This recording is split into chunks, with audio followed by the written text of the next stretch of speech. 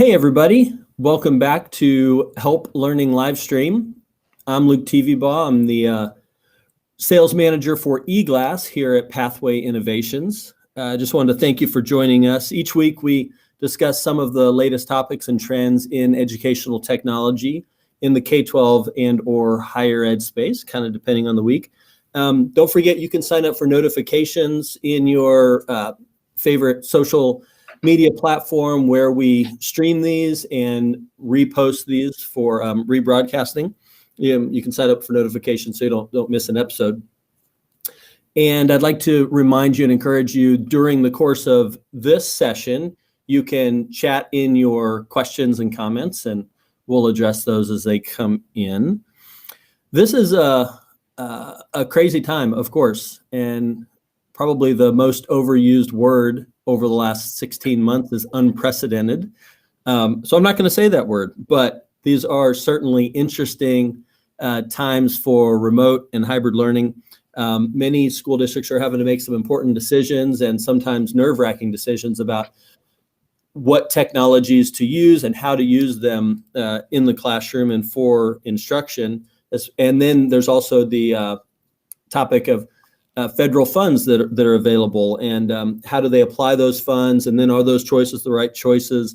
So around a lot of these topics, Matt Hiefield has a lot of experience with navigating the nuances of these digital divides, and I'm gonna let him continue to introduce himself, but he's out of Beaverton, Oregon, Beaverton School District, teacher on special assignment there. So Matt, introduce yourself, talk about your work a little bit, and thank you so much for being here with us.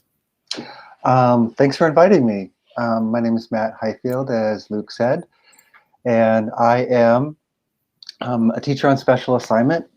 I work with social studies, but I also work with digital equity and digital curriculum, and I help facilitate our district's digital equity team, and I work on our district's Office of Equity and Inclusion.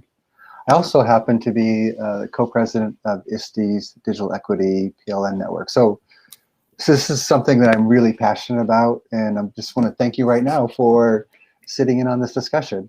And I'm looking forward to a good discussion on some of these issues. Yeah, I am too. So can you give us it's kind of self-explanatory, but can you give us a definition of the digital divide and digital equity and how it plays out in the real world in schools and districts around the country?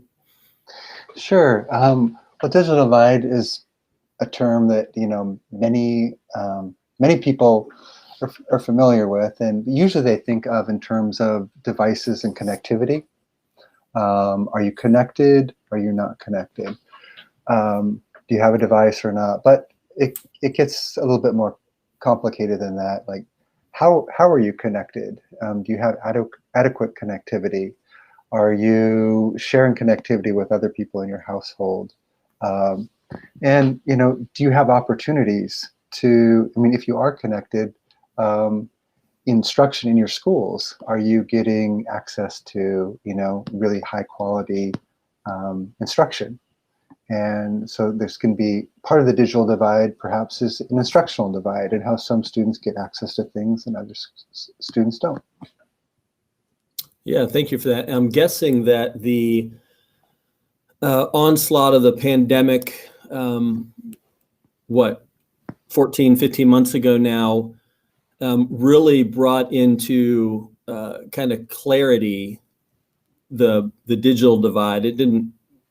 I don't know if it made it worse, but it certainly brought it into focus. So, and then the government responded, of course, with stimulus funds in different stages. So can you talk about how those funds have impacted the digital divide, if at all, and where we are kind of as a nation, maybe also some anecdotes from your district regarding that? Sure. Well, there's no doubt that districts across the country have spent millions of dollars trying to get students connected, whether it's buying more devices, buying hotspots, various initiatives. to incentivize families getting connected. And in that, just in that alone, you could say that that's narrowed the digital divide. More people are getting online. But that's just kind of the surface level. Imagine for a moment that you've been walking in a desert and you're out of water, right? And it's been a couple of days, you're experiencing severe dehydration, and you come across a person who has water, and you go, oh my gosh, I'm saved. And you ask the person, can I have some water? And the person says, yes, I'll give you water. And then, the person pulls out a little eyedropper and says, okay, open up, and then starts dripping just a few drops of water. I use that analogy because sometimes that's what connectivity is for some of our students. Some companies have really low rate plans, very inexpensive plans that they're advertising to educators in the community. But the demands of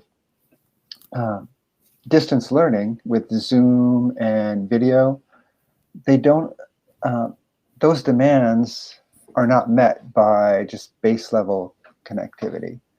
So although there's more and more people getting connected, we found that a lot of the connectivity is not always adequate. It's also there might be several people in a household, parents trying to use that. We've had some instances early on when we were using hotspots where the hotspot data would run out pretty soon because of the nature of the intensity of distance learning. So I would say that more people are getting connected. However, some of that connectivity isn't sufficient. And I was just reading recently that I think it's close to 2/3 of the initiatives for connectivity for our students are temporary. So they'll disappear in a few more months. And then we're back at the same problem. Now, maybe we won't focus on them as much as more and more students go back to school over the coming months, hopefully. But that's where we are. So the pandemic has focused people on the digital divide, and in some respects, I mean, that's a great thing, I think. But the nature of connectivity hasn't always been sufficient for our students. Yeah, and so you mentioned earlier that the availability of devices and accounts to get students connected are kind of higher than ever, and in that respect, the digital divide has narrowed. What's building on that now? And of course, there are still students that need devices. There are still students who need connection accounts, or the hardwiring, or the hotspots, or the cable account in the home. But what are some of what do you see districts doing as kind of the next step to build on this first wave of device expansion and access expansion? What's next? What's next? You mean another aspect of the digital divide, or are you talking about more about? Yeah, I mean, like, what might be the next step? For example, we have a chat here. What do you think the role of LTE-enabled smart devices would be? So, might that play a role in the next wave of availability to students? They certainly could. What I think it's important for educators and district leaders to focus on is, what is your technology being used for? How are your teachers using technology? And are the devices enough to meet those needs? Because that's what we found in our district, but in districts across the country. Sometimes the devices just aren't sufficient enough, or the connectivity just isn't sufficient enough. And then, more than purchasing devices, I think I kind of mentioned that, teaching, there's kind of a teaching divide using technology. So that's kind of the next step as well. Some schools and some teachers do a great job at using technology in a way that's, collaborative and creative. But I've, seen some schools as well that uses technology as a drill and kill, device. You are going to do this for test prep. And if you want to kill enthusiasm for learning, just tell a student that they're going to do test prep for, an hour and a half to 2 hours a day. And that's the only time they're going to use technology. So I would say, there's the second digital divide for school districts is, training teachers, making sure that they are, effective users of technology in a way that engages kids. Yeah, that's good. And I think you also have some experience here. Another area of need that's been brought to the fore, highlighted by the pandemic, is the need for social and emotional learning resources and focus. So is that something that you've worked with, incorporating both the availability and the robust connectiveness of devices, along with an SEL component to meet the students' social and emotional needs, both regarding their education, but also just their general well-being as humans? What's the connection there, and what have you seen?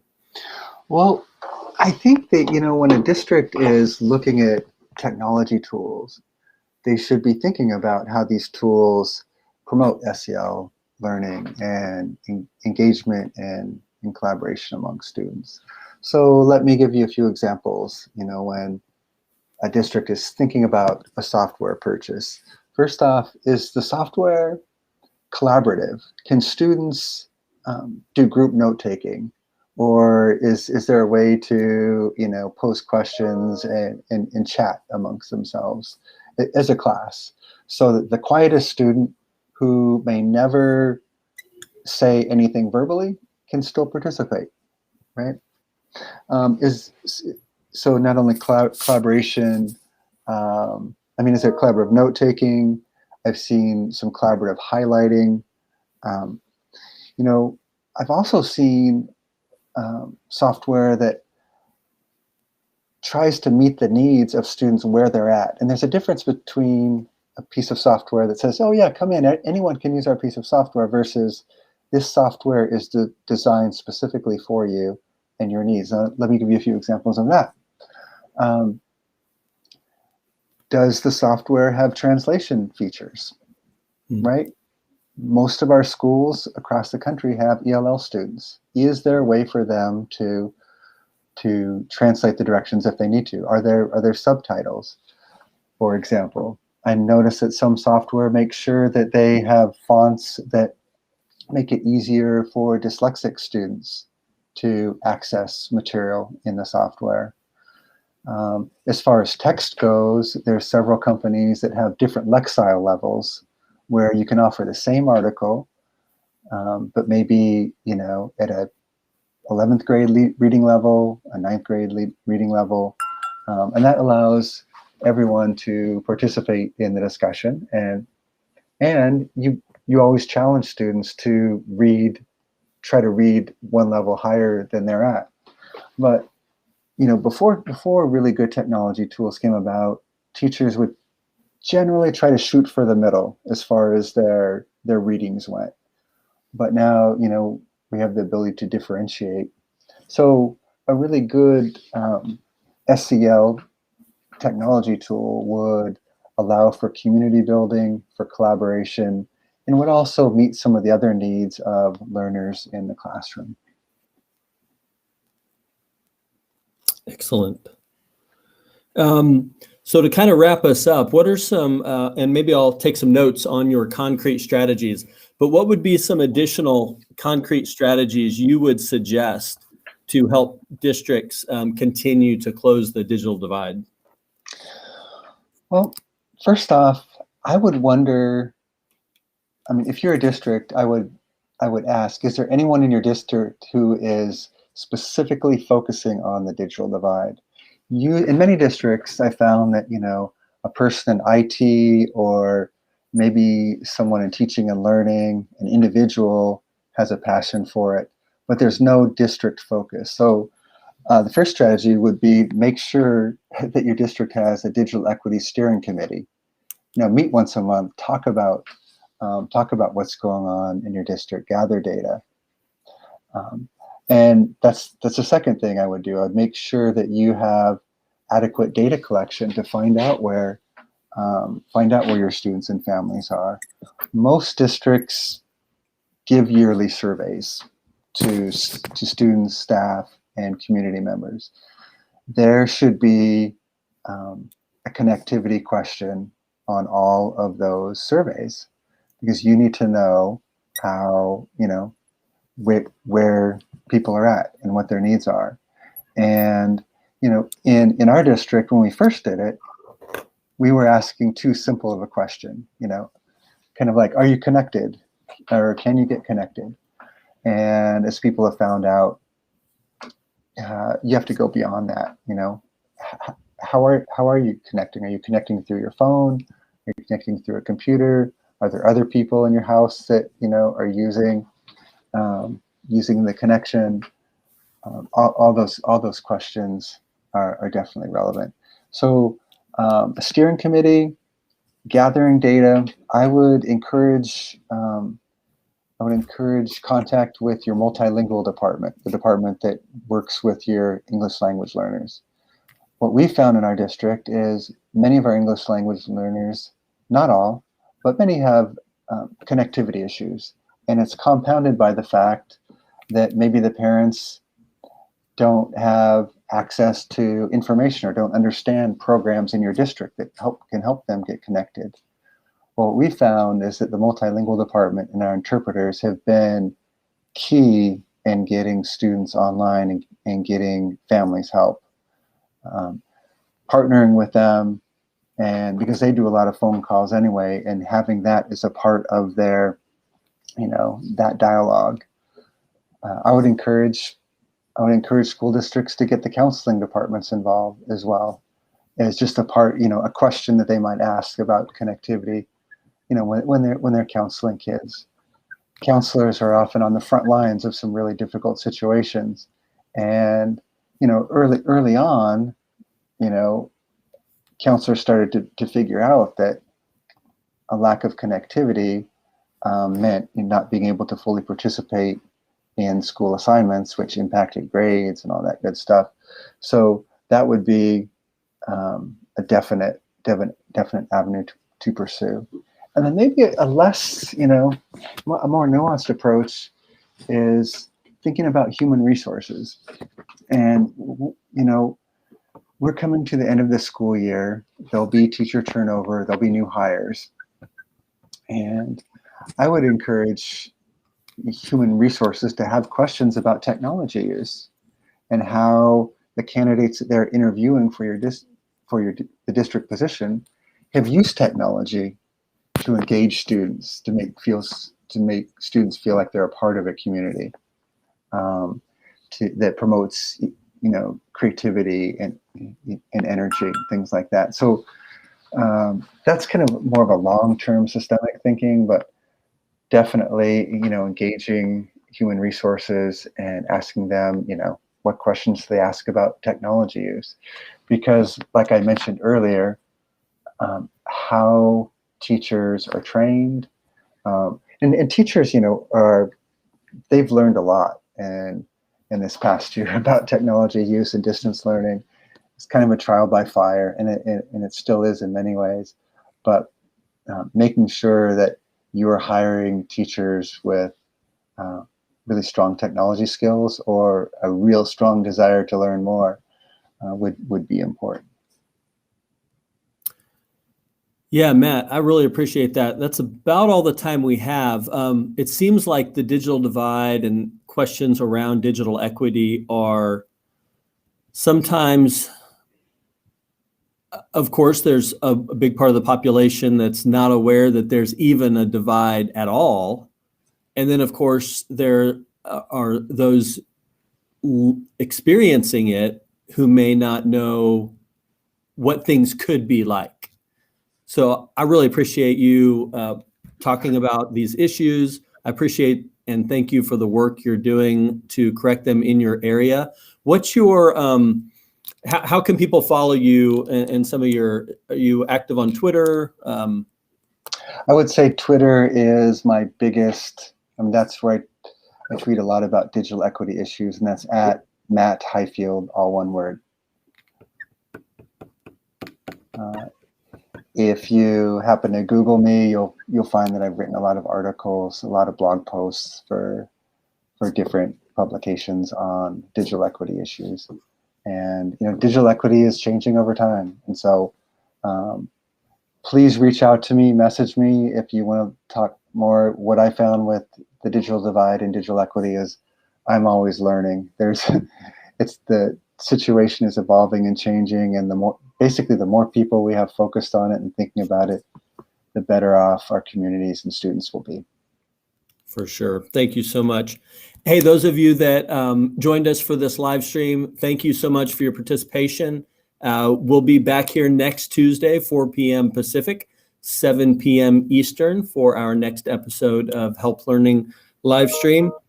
In the meantime, thank you. You can continue to comment on these reposts, and we will address those questions and comments as we go. Matt, thanks again.